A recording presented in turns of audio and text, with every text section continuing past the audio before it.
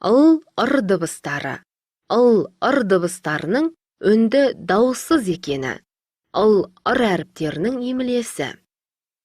ыр дыбыстары үнді дауыссыз дыбыстар.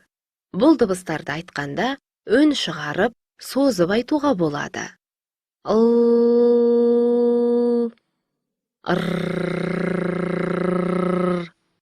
Сондықтан үнді дауыссыздар дейміз. ыр үнді дыбыстары барлық буындарда қалай естілсе, солай жазылады.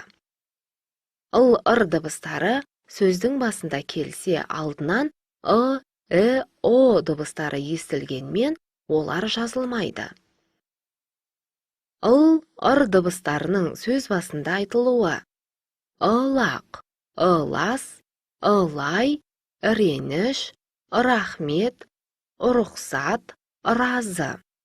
Сөз басында келген ыр дыбыстарының жазылуы: лақ, лас, лай, реніш, рахмет, рұқсат, разы. Дәптермен жұмыс.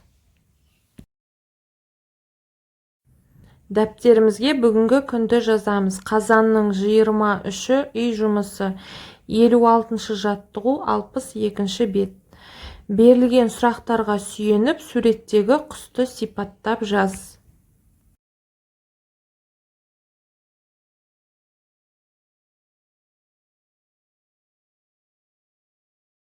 57-ші жаттығу 62-ші бет.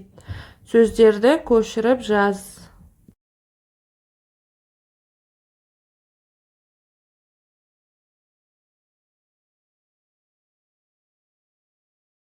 'Қосымша тапсырма. Р дыбысынан басталатын сөздер жаз.